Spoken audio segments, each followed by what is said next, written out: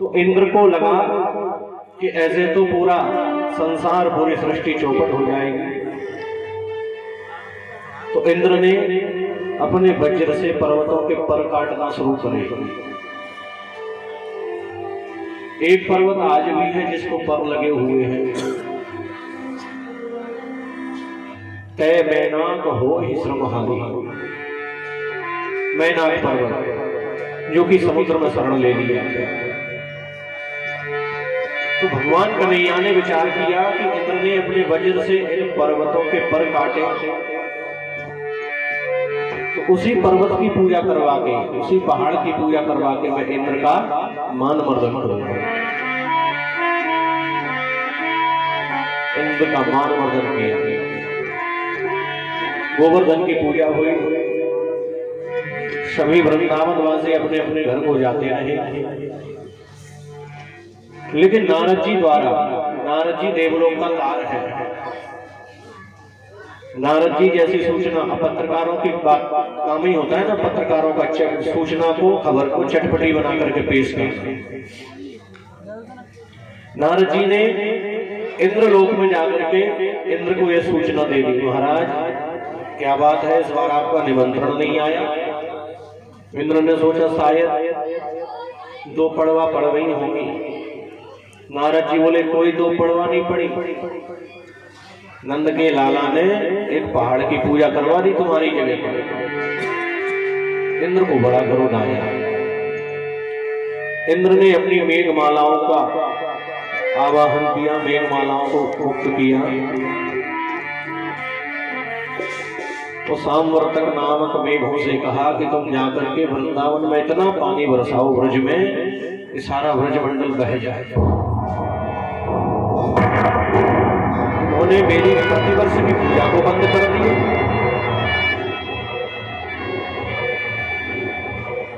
सामवर्तक नामक मेघ आए, चारों तरफ से उमड़ घुमड़ करके बादल छाने लगे। सभी वृंदावनवासी दौड़ करके कन्हैया के पास गए। कन्हैया, हमने कहा था तुझसे कि अगर हम गोवर्धन की पूजा कर देंगे तो इंद्र का कोप बरसेगा। देख चारों तरफ से इंद्र का कोप बरसने आ गया। कन्हैया कहते तो क्या करूं? वृंदावनवासी कहते हैं कि तुझसे शर्त लगी थी अगर इंद्र का कोप बरसा तो तेरे देवता को रक्षा करना पड़ेगी, अब तू रक्षा कर हमारी। कन्हैया कहते हैं तुमने एक आध पकौड़ी कचौड़ी मकोड़ी मुझे खिलाई होती तो मैं सहायता करता। पूरे भर भर के थाल, बड़े बड़े भगोने माल डाल तो खिलाए गोवर्धन भगवान को, और रक्षा की गुहार कर रहे मेरे से, जिसको खिलाए उसी के पास चले जाए। सभी वृंदावनवासी मिलकर के कन्हैया को साथ में लेकर के गोवर्धन नाथ के पास पहुंचे।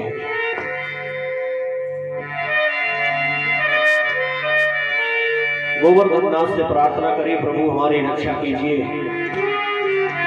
इधर इंद्र की मेघमालाओं ने पानी बरसाना प्रारंभ कर दिया। हाथी की सूंड के बराबर मोटी मोटी धाराएं गिर रही हैं, मानो प्रलय आने वाला है। भयानक पानी, भयानक वर्षा प्रारंभ हो गई।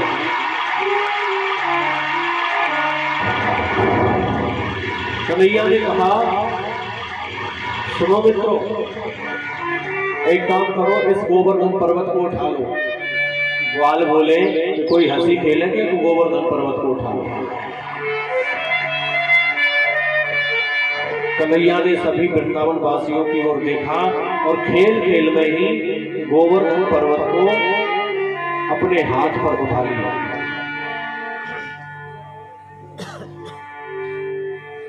भागवत जी में तो लिखा है कि अपने हाथ पर गोवर्धन नाथ को उठा लिया, लेकिन ब्रज के भक्तजन कहते हैं कि कन्हैया को हाथ की जरूरत नहीं पड़ी।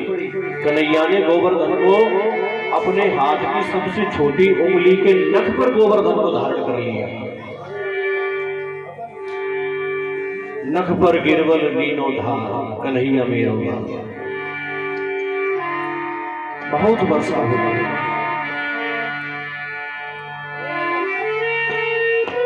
लगातार पानी बरसता रहा। 7 वर्ष के कन्हैया ने 7 कोस के गोवर्धन पर्वत को 7 दिन 7 रात्रि तक अपने हाथ की छोटी उंगली पर धारण किए रखा। इंद्र ने विचार किया और अपने दूतों को भेजा, देखकर तो आओ ब्रज में क्या हाल है। दूत ब्रज में आए तो देखते क्या है कि वृंदावन में तो धूल उड़ रही है। जाकर के इंद्र को सूचना दी कि महाराज वृंदावन में तो धूल उड़ रही है। सभी मेघ थक हार करके वापस लौट गए। इंद्र बोले क्या इतना पानी वर्षा फिर भी वृंदावन में धूल उड़ रही है। तो परीक्षित महाराज ने पूछा सुखदेव जी से, महाराज इतना पानी वर्षा गया कहां। तो सुखदेव जी कहते हैं राजन, एक समय की घटना है कि मैया पार्वती को अन्नपूर्णा होने का अभिमान हो गया। मैया पार्वती भोलेनाथ से बोली कि भोलेनाथ एक काम करो, 1100 ब्राह्मण निमंत्रण करके आओ, 1100 ब्राह्मणों का भोजन कराएंगे। भोलेनाथ बोले हम कहां ढूंढते फिरेंगे 1100 ब्राह्मण। 1100 की जगह एक ही ब्राह्मण का निमंत्रण करें आए तो। मैया पार्वती बोली ठीक है जैसी आपकी इच्छा। भोलेनाथ बोले वो अकेले 1100 के बराबर है। मैया पार्वती ने कहा ठीक है भोलेनाथ निमंत्रण करके आइए। भोलेनाथ गए अगस्त बाबा के पास, निमंत्रण करे आए। अगस्त बाबा कल का हमारे यहाँ आपका निमंत्रण है। अगस्त बाबा बोले वाह आज तक किसी ने हमारा निमंत्रण नहीं किया, न्योता नहीं किया। पहले व्यक्ति आप मिले हो जो हमारा निमंत्रण कर रहे हो। जरूर आ जाएंगे, कितने बजे आना है। बोले 9 बजे आ जाए। दूसरा दिन हुआ, भोलेनाथ मैया पार्वती से बोले हमें आवश्यक काम से जाना है, बाबा जी आने वाले होंगे, आप भोजन करा दें। अगस्त बाबा 9 की जगह 8 ही बजे आ गए। और हो भी क्यों ना, रेल कचहरी पांत में घंटा पहले जाओ और जो पाछे जाते हैं सो खड़े खड़े पछताओ। कहीं यात्रा करना है तो 1 घंटे पहले चले जाओ, अपना टिकट वगैरह सब कंफर्म कर लो। कचहरी में कोई काम है तो 1 घंटे पहले चले जाओ, वकील से मिलो, सलाह लो, तब जा करके अपना काम करो। ऐसे ही पंगत में 1 घंटा पहले चले जाओ, पंगत शुरू हो तभी। बाद में कोई आइटम खत्म हो गया तो तुम वंचित रह जाओगे। तो बाबा जी 8 ही बजे आ गए। भोले बाबा एक चट्टान के पीछे बैठ गए छुप करके। मैया पार्वती ने बड़े भाव से भोजन बनाया, थाली में तमाम तरह के व्यंजन परोसे बाबा के सामने ले आई। मैया पार्वती बीजना हिलाने बैठ गई, पंखा हिलाने बैठ गए। अगस्त बाबा ने कहा इन छोटी छोटी कटोरियों में कैसे कब तक खाऊंगा, सारा सामान थाली में किया और गप कर गई। मैया पार्वती की नजर गई, वो थाली में तो कुछ भी नहीं। दौड़ करके गई, दोबारा लाई। मैया पार्वती को थाली में भोजन रखने की देर नहीं होती कि वो अगस्त बाबा चट कर जाते हैं। मैया ने एक स्वरूप से 2 स्वरूप प्रकट कर लिए, एक आती है एक जाती है, लेकिन अगस्त बाबा की पूर्ति नहीं हो पाई। 2 में से 3 हुई, 3 कौन कहे 4 5 6 9 रूप बना लिए मैया ने। 3 आती हैं, 3 परोसती हैं, 3 जाती हैं, लेकिन अगस्त बाबा की पूर्ति नहीं होती। खाते गए। मैया पसीना पसीना हो गई, थक करके अगस्त बाबा से बोली बाबा जी बीच बीच में पानी पी लिया करो। अगस्त बाबा बोले देवी बीच आ जाएगा तो पानी पी लेंगे, अभी तो लाती जाएगा। मैया हाथ जोड़ करके बैठ गई कि अभी पीछे ही नहीं आया।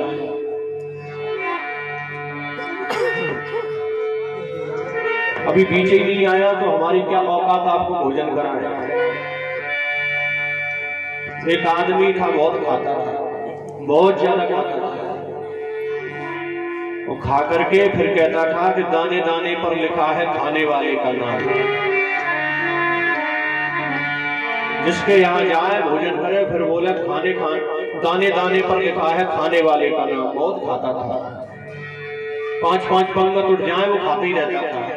एक सज्जन ने निमंत्रण किया, इतना खाया, फिर खाने के बाद बोला दाने दाने पे लिखा है खाने वाले का नाम। तो सज्जन बोले तू दाने दाने पर मत बोला कर, तू तो यूं बोला कर बोरे बोरे पे लिखा है खाने वाले का नाम।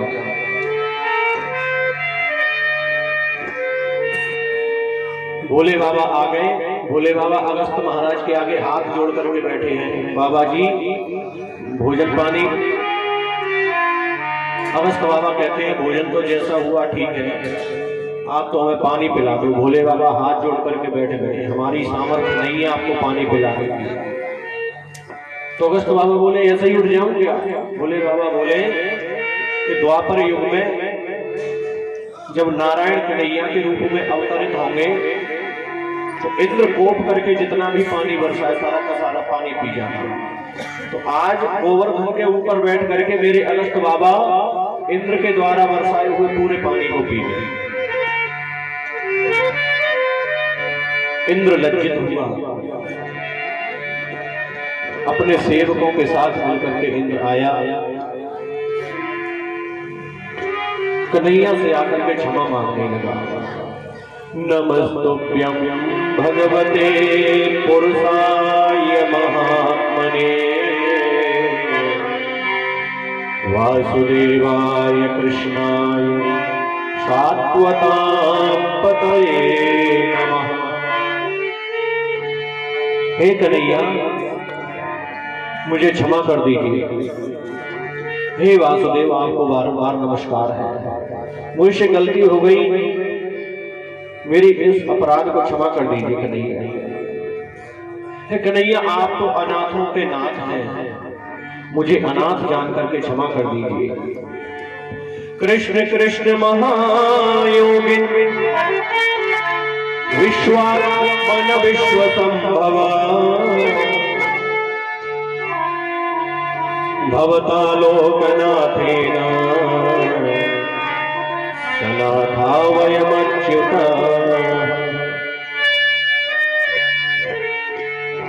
सुरभि गाय के दूध से कन्हैया का अभिषेक किया।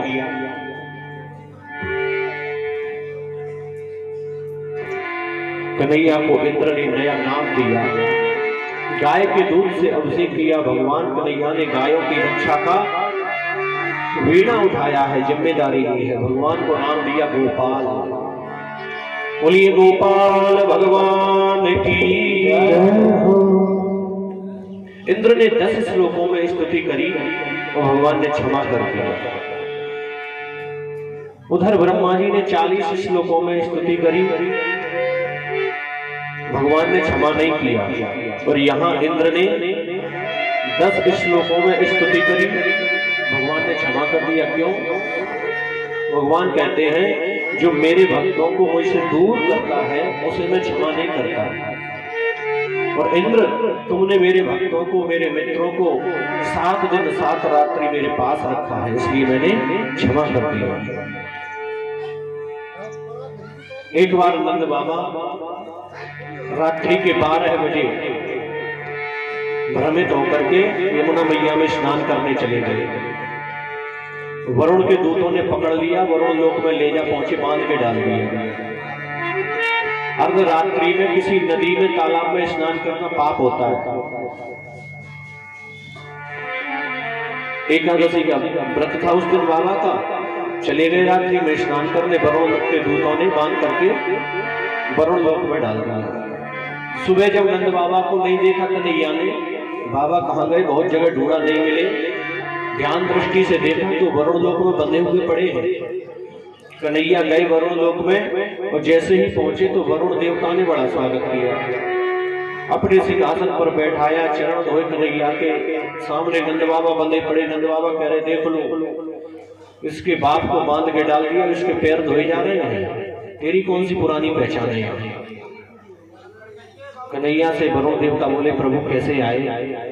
अरे जरूरत थी तो मुझे बता दिया होता, मैं आ जाता। कन्हैया बोले कि तुमने हमारे पिताजी को बांध करके डाल दिया है। वरुण देवता बोले हम तो जानते थे कि आप ही जगत पिता हो, आपके भी पिताजी हैं, ये तो हमें पता ही नहीं था। नंद बाबा को मुक्त करा, नंद बाबा से क्षमा याचना मांगी, प्रभु गलती हो गई।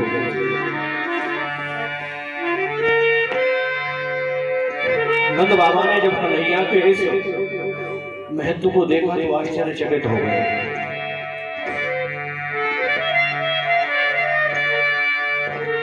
आज वृंदावन में वह अवसर आ गया, वह रात्रि आ गई जिस रात्रि को कन्हैया ने श्री राम जन्म के समय पर वरदान दिया। भगवान पिता रात्रि शरदो मल्लिका वीक्ष्यं वृत्तं मनश्चक्रे यो मायामुपाश्रितः।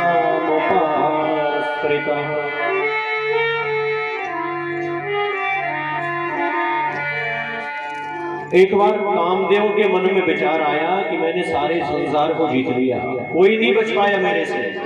मैंने भोले बाबा पर भी अपना प्रभाव डाल दिया, मोहिनी भगवान के पीछे भोलेनाथ को दौड़ा दिया, सरस्वती पर ब्रह्मा जी को मोहित कर दिया। केवल एक नारायण है जो मुझसे बचे हुए हैं, अगर मैं इनको भी जीत लूं तो मैं त्रिलोक विजयी हो जाऊंगा। नारद जी से जाकर के मिला कामदेव। नारद जी से कहता है कामदेव बाबा हमारा तुम्हारा युद्ध हो जाए, लड़ाई हो जाए। नारद बाबा कहते सुनो हमको लड़ना नहीं आता, लड़ाना बहुत अच्छी तरह आता है। तो कामदेव कहते हैं तो कोई बताओ जिससे हम जाके लड़ सके। तो नारद जी कहते हैं इस समय नंद बाबा के यहाँ कन्हैया के रूप में अवतार लिया है नारायण ने, वहां चले जाओ, उनसे आप युद्ध करो। कन्हैया अपने अटारी में खिड़की खोल करके बैठे हुए थे।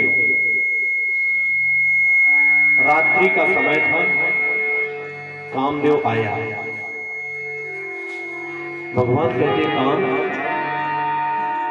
क्यों आए हो, क्या बात है? तो कामदेव अभिमान में आकर के कहता है प्रभु आज हमारा और आपका युद्ध होगा। तो भगवान कहते हैं सुनो जहां मैं रहता हूं वहां काम का कोई स्थान नहीं होता है, और जहां काम रहता है वहां मेरा स्थान नहीं होता है। लेकिन तुम युद्ध करना चाहते हो तो मैं जरूर तुमसे युद्ध करूंगा। अब तुम ये बताओ तुम्हें महिलाओं का युद्ध पसंद है या फिर मैदान का? कामदेव बोले दोनों में अंतर क्या है? कन्हैया बोले यहाँ महलों में मैं और तुम दोनों युद्ध करेंगे, और मैदान में मैं रहूंगा, मेरे साथ हजारों गोपियां होंगी। अगर मैं पतित हो गया तो तुम जीत जाओगे, अगर मैं पतित नहीं हुआ तो मैं जीत जाऊंगा। कामदेव ने विचार किया हजारों गोपियां होंगी, कृष्ण अकेले होंगे, गले में गलवैयां डालेंगे, एक दूसरे के साथ रहेंगे, मैं अपने बाण चला दूंगा, मैं तो जीत ही जाऊंगा। बोला मैदान का युद्ध करेंगे। भगवान बोले ठीक है मैदान में आ जाए। कन्हैया रात्रि में ही अंतर्ध्यान होकर के पहुंचे हैं मधुबन में। तो वहां पर जाकर के कन्हैया ने सुंदर बंसी का निनाद किया है। ये जो कथा है इसको रास पंचाध्यायी के नाम से जाना जाता है। ये भागवत के पंच प्राण हैं। जैसे हमारे शरीर में रात्रि में जब हम सोते हैं तो सारे अंग सो जाते हैं, लेकिन एक अंग ऐसा है जो सोता नहीं है, वो है हमारा हृदय। वो बराबर धड़कता रहता है। जिस दिन ये सो गया तो फिर हम उठ ही नहीं पाएंगे। तो ऐसे ही भागवत जी के प्राण हैं रास पंचाध्यायी। भगवान के पास 3 बंसियां हैं, 3 मुरली हैं। भगवान ने सम्मोहिनी बंसी का निनाद किया है, बजाया है, और वह बंसी जिस गोपी के कान में आवाज पड़ती है गोपी समझती है कि मेरा नाम लेकर के कन्हैया मुझे बुला रहे हैं। उस समय गोपियां क्या कर रही थी? तो व्यास जी ने लिखा है लिम्पन्त्यः प्रव्रज्यन्त्योऽन्या अंजन्त्यः काश्चलोचने व्यत्यस्तवस्त्राभरणाः कश्चित् कृष्णान्तिकं ययुः। गोपियां उस समय लीपापोती कर रही थी। अब मुझे बताओ, भगवान ने रात्रि में बंसी बजाई है, रात में लीपापोती कौन करता है? तो यहाँ पर व्यास जी का भाव है कि यहाँ पर स्त्रियां गोपियां रात्रि में श्रृंगार कर रही थी। श्रृंगार करने को भी लीपापोती कहा गया है। अब बड़ा विचित्र भाव बना, बड़ी विचित्र स्थिति बनी। जैसे ही कोई गोपी अपने चेहरे पर पाउडर लगाती है और भगवान की बंसी की आवाज आती है, एक गाल में लगा पाया, एक में लगा ही नहीं पाया, भाग गई। कोई गोपी एक आंख में काजल लगा पाई, दूसरी में लगाने वाली थी कि बंसी सुनाई पड़ी और गोपी दौड़ पड़ी। कोई गोपी अपनी चोटी गूंथ रही थी, आधी गूंथ पाई, बंसी सुनाई पड़ी, गोपी दौड़ पड़ी।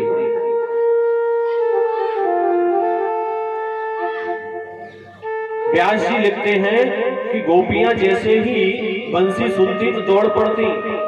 कई गोपियों ने तो अस्त व्यस्त वस्त्र पहने, लिखा है इसमें व्यत्यस्त्र वस्त्राभरणाः, वस्त्र भी सही से नहीं पहन पाए और दौड़ पड़ी। एक गोपी दौड़ करके जा रही थी, उसके पति ने कहा कहां जा रही है?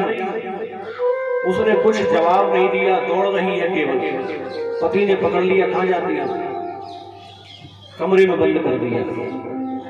तो गोपी बोली कन्हैया से, कन्हैया मैं तो नहीं आ सकती, लेकिन मेरे प्राण आपके महाराज में जरूर आएंगे। गोपी की आत्मा उस महाराज में पहुंची।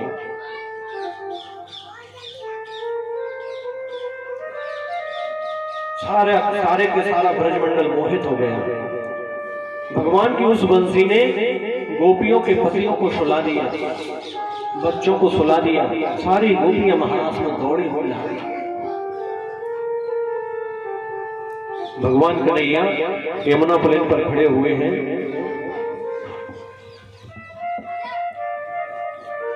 बंसी निनाद कर रहे हैं। सारी गोपियां एक एक करके वहां पर पहुंच गई। जैसे ही गोपियां पहुंची तो कन्हैया कहते हैं, स्वागतम वो महाभागम प्रियम किम करवाणि वः ब्रजस्यानामयं कश्चित् ब्रूतागमनकारणम्।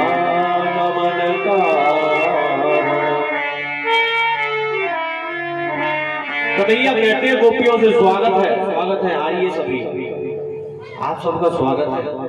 और पीछे से कन्हैया बोले अपने आने का कारण तो बताओ, क्यों आई थी?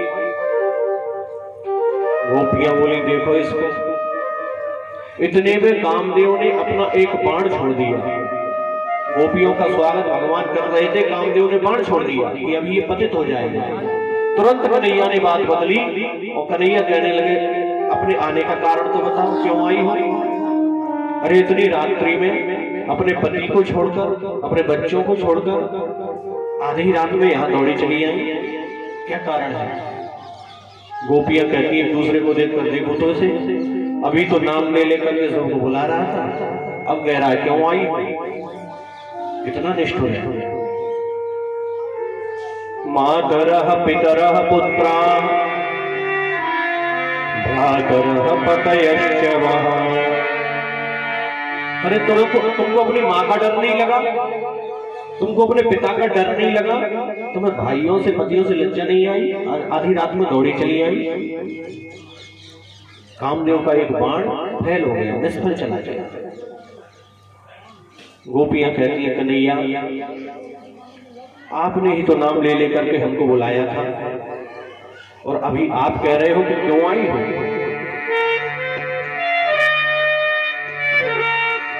अब कन्हैया ये सब बातें क्यों कह रहे हैं?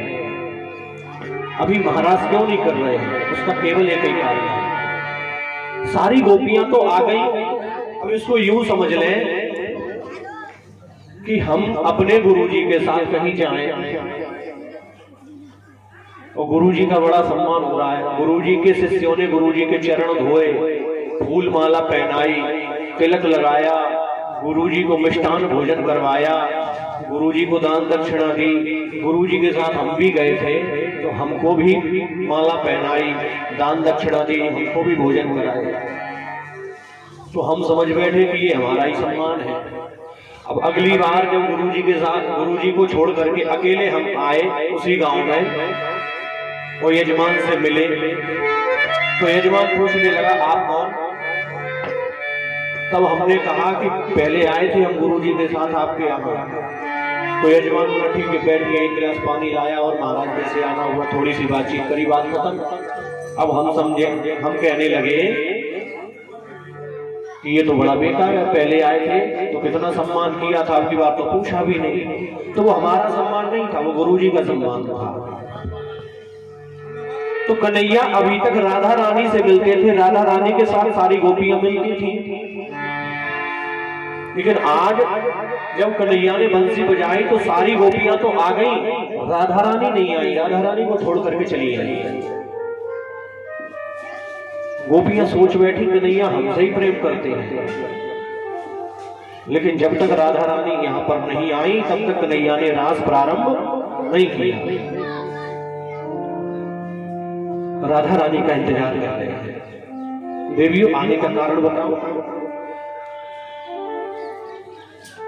गोपियां कहती हैं कन्हैया अभी आपने ही हमें पुकारा था, आपने ही हमें बुलाया था, इसलिए हम आए। कन्हैया कहती थी रात को नहीं आना चाहिए, गलत बात, स्त्रियों को मर्यादा में रहना चाहिए। दुष्शीलो दुर्भगो जड़ो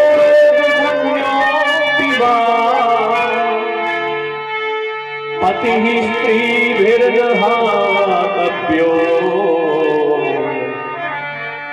लोके सुभिर पातकी।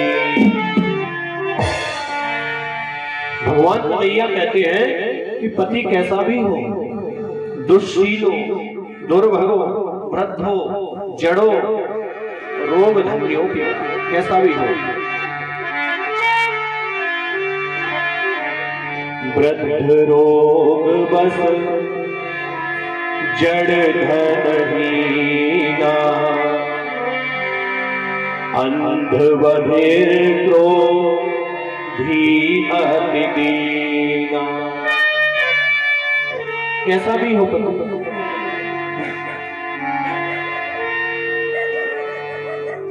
किसी को संयोग बस अपनी उम्र से ज्यादा उम्र का पति मिल जाए, वृद्ध हो जाए समय से पहले,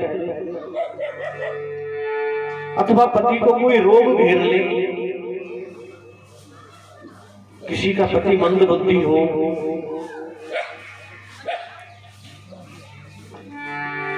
संयोग बस किसी के नेत्र चले जाए, किसी का पति अगर अंधा भी है, बहरा है, क्रोधी भी है,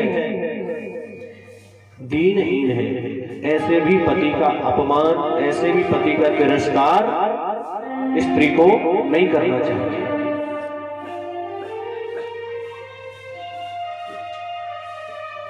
लाखों रुपया खर्च करता है एक पिता अपनी बेटी की शादी में, बरसों से तैयारी करता है, अच्छे से अच्छा वर खोजने की कोशिश करता है, और जब शादी का अवसर आता है तो लाखों रुपया खर्च करता है। काय के लिए खर्च करता है कि ससुराल में जाए बेटी सुखी रहे, बेटी का अपने पति से प्रेम हो गए।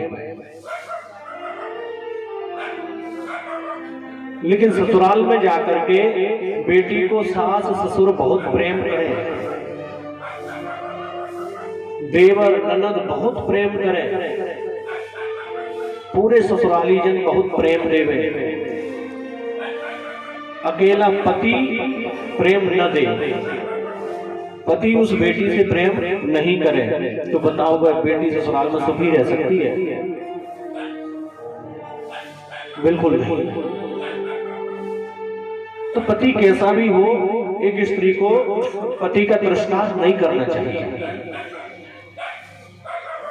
अपने ससुराल में जाकर किसी बेटी को अपने मायके में अगर वो अच्छी हालत में है तो मायके की स्थिति की डींगे नहीं मारना चाहिए। हमारे मायके में ऐसा था, तुम्हारे यहाँ क्या रखा है, ये बातें कचोट देने वाली होती हैं और झगड़े की जड़ होती है, बचना चाहिए उनसे। कन्हैया कहते हैं तुम्हें अपने पति की लाज नहीं आई, दौड़ी चली आई। स्त्रियों के लिए कोई पूजा नहीं बताई, किसी मंदिर में जाने की आवश्यकता नहीं है। अनुसुईया मैया किसी मंदिर में नहीं गई पूजा करने के लिए। अनुसुईया देवी ने केवल अपने पति की पूजा करी और पति के पूजा के बल पर, पतिव्रत धर्म के बल पर तीनों देवों को छोटी छोटी शिशुओं में बदल दिया। कुंवारी कन्या के लिए पूजा जरूर बताई है। कुंवारी कन्या जाकर के गौरी पूजन कर सकती है। जहां कन्या का विवाह हो गया वो केवल अपने पति की आज्ञा का पालन करे। पति रुख लख आयुष अनुसर, पति का रुख पहचान करके